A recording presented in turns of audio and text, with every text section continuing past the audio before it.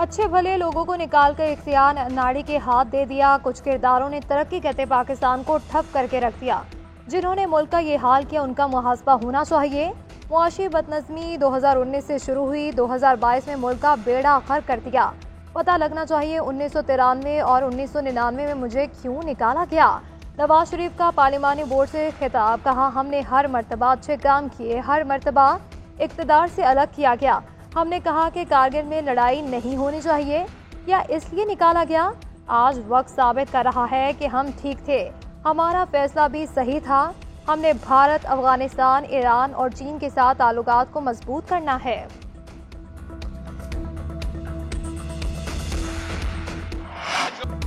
जो 3 बार फेल हो चुका वो चौथी मर्तबा क्या 3 मार लेगा। जिनसे वो कह रहे हैं कि मुझे 2/3 अक्सरियत दो, वो कहते हैं कहां से दे भी दें तो हमें मालूम है क्या होगा। मियां साहब फिर उन्हीं से पंगा लेंगे जो अक्सरियत दिलाएंगे। बिलावल भुट्टो की तिमरघरा में जलसे से खिताब, बोले मुझे क्यों निकाला कहते कहते वो लंदन के अपार्टमेंट्स में पहुंच गया। अच्छी बात है वापस आ गया। लाहौर में बड़ा इस्तकबाल करवाया गया, मगर करनी रवायती सियासत ही है। मियां साहब को पैगाम है कि सिलेक्शन की सियासत छोड़ें और इलेक्शन की सियासत करें। मियां साहब वोट की इज्जत की सियासत करें, वोट की बेइज्जती छोड़ें। चौथी बार भी सिलेक्ट होकर आए तो ना आवाम मानेंगे ना ही मैं मानूंगा। मियां साहब के कारकुन आज भी वजारतें चला रहे हैं, ये शफाफ इंतखाबात के लिए गलत पैगाम है।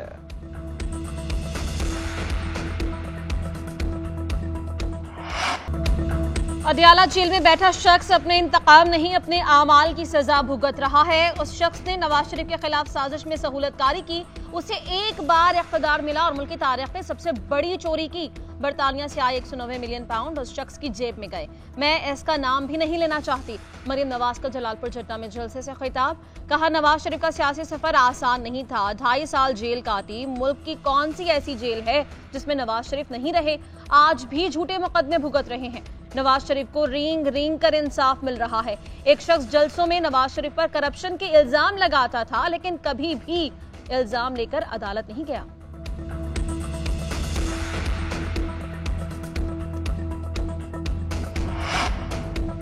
एक लाडले को लाने के लिए इलेक्शन आगे किए, मगर वो कमरे से बाहर नहीं निकल रहा। कोयटा गया तो होटल में मीटिंग करके आ गया। 9 फरवरी की टिकट बुक है, सारे लाडले वापस चले जाएंगे। साबिक वज़ीर आला सिंध मुराद अली शाह के नवाज शरीफ पर तनकीदी निश्तर, कहा 2013 में गिनती चल रही थी लेकिन लाडले की जीत का ऐलान कर दिया गया। एक लाडले ने अवाम से गद्दारी की, अब इसकी सजा भुगत रहा है। बेनजीर भुट्टो की हुकूमत खत्म करके एक लाडले को लाया गया, फिर उसको भी निकाल दिया गया। दूसरे लाडले को जमहूरी तरीके से घर भेजा। अवाम बिलावल भुट्टो को लाडला बना ले। 27 दिसंबर को इतना अजीमुल शान जलसा करना है कि अवाम को पता चले कोई लाडला है तो सिर्फ बिलावल है। अगर कोई समझता है अवाम ही मुझे जितवाएगी तो वो बिलावल भुट्टो हैं।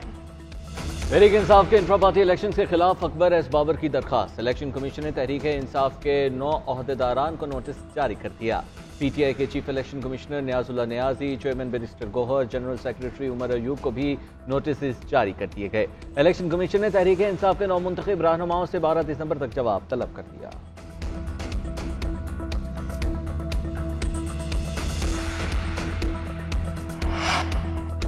चेयरमैन तहरीक इंसाफ बैरिस्टर गौहर खान का इलेक्शन कमीशन से बिला ताखीर पार्टी सर्टिफिकेट शाया करने का मुतालबा। ट्वीट में कहा, जमहूरियत में आज़ादाना और मुनसिफाना इंतखाबात का मतलब इंतखाबी अमल में तमाम सियासी जमातों की शमूलियत है। सियासी जमात का इंतखाबी निशान भी जमहूरी अमल का हिस्सा है। पीटीआई को दीगर जमातों के मुकाबले में इम्तियाजी सुलूक का निशाना बनाया जाना चाहिए। दूसरी जानिब तर्जुमान तहरीक इंसाफ कहते हैं इलेक्शन कमीशन बल्ले का निशान जारी करे। बल्ले के बगैर इंतखाबात अपनी हैसियत और अफादियत खो देंगे।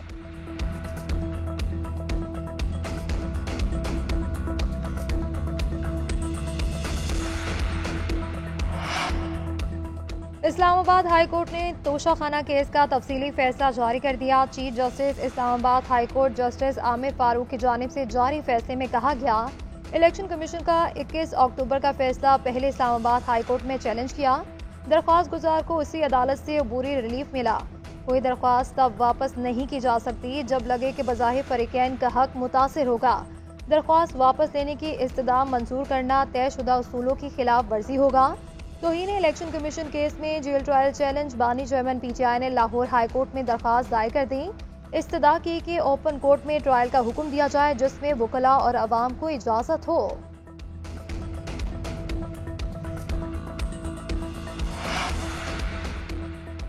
सर्दी का जवाब बनाकर इंतखाबात मुलतवी करने का मौक़िफ़ दुरुस्त नहीं। इलेक्शन कमीशन फरवरी में आम इंतखाबात कराने के लिए तैयार। इलेक्शन कमीशन में इंतखाबात मुलतवी करने की दरखास्तों पर मुशावरत। दरखास्त गुजार ठोस वजूहात पेश करने में नाकाम। मुल्क में सिक्योरिटी से मुतल्लिक सूरत हाल तसल्ली बख्श करार। बेशतर इलाकों में सर्दी से मुतल्लिक मौक़िफ़ में भी कोई दम नहीं। ज़राए के मुताबिक इलेक्शन कमीशन में दर्जन से ज़ायद इंतखाबात मुलतवी करने की दरखास्तें दायर की गई थी।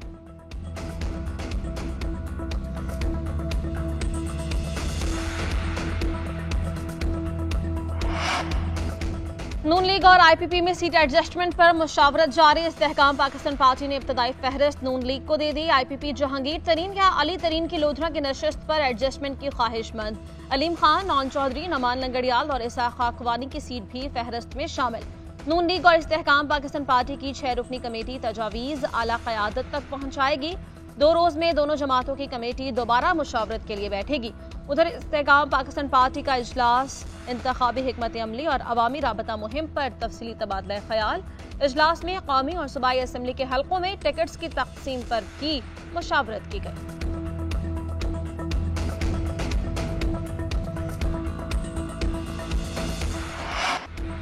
फौजी अदालतों में सिविलियंस का ट्रायल कलअदम करार देने के खिलाफ अपीलें मुकर्रर। जस्टिस सरदार तारिक मसूद की सरबराही में 6 रुकनी लार्जर बेंच 13 दिसंबर को समाअत करेगा। जस्टिस अमीनुद्दीन, जस्टिस हसन अजहर रिजवी और जस्टिस मोहम्मद अली मसर शामिल। जस्टिस मुसरत हिलाली और जस्टिस इरफान सादात भी बेंच में शामिल होंगे। माहिर कानून सलमान अकरम राजा का कहना है कि कम अज कम 11 रुकनी बेंच होना चाहिए जिसमें 6 जजेस की अक्सरियत एक जानिब हो। सिविलियंस के फौजी अदालतों में ट्रायल को गैर कानूनी करार देने वाला पहला फैसला 5-0 का है। जस्टिस याहिया आफरीदी ने सिर्फ आर्मी एक्ट के सवाल पर गौर करने के लिए वक्त लिया।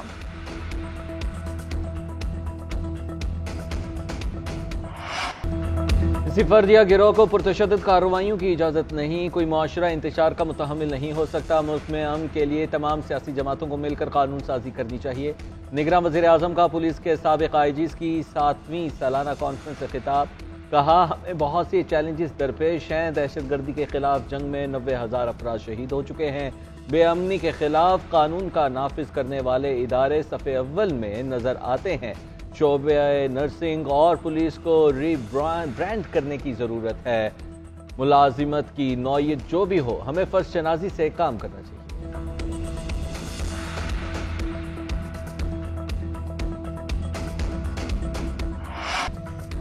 रिजवाना तशद्दुद केस में मुलजिमा सोमिया आसिम को चालान की नकूल तकसीम ना की जा सकी। मुलजिमा ने 2 दरख्वास्तें दायर कर दी। बस टर्मिनल हाउसिंग सोसाइटी की फुटेजेस मुहैया करने की इस्तदा कर दी। रिजवाना के अहले खाना के कॉल डाटा का फोरेंसिक कराने की भी दरख्वास्त। मुद्दई के वकील ने दरख्वास्तों पर दलाइल के लिए वक्त मांग दिया। मौक़िफ़ इख्तियार किया गया कि फर्द जुर्म मौखर करने के लिए ताख़ीरी हरबे इस्तेमाल किए जा रहे हैं।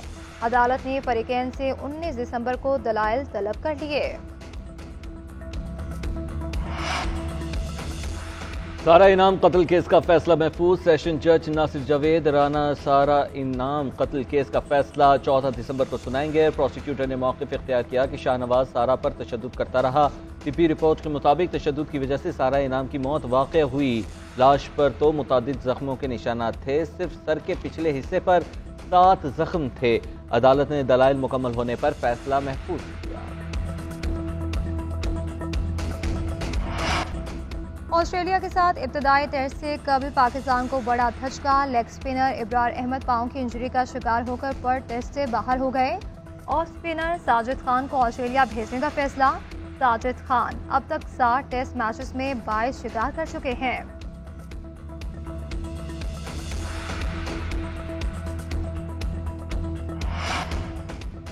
पाक न्यूजीलैंड वीमेन T20 सीरीज कौमी खिलाड़ियों के नाम। आखिरी मैच में न्यूजीलैंड ने डकवर्थ लुइस मेथड के तहत 6 रन से कामयाबी हासिल की। कौमी टीम ने पहले खेलते हुए 137 रन बनाए। न्यूजीलैंड ने 101 रन बनाए। बारिश के बाइस मेजबान टीम को फातेह करार दिया गया। फातिमा सना सीरीज की बेहतरीन खिलाड़ी करार पाई।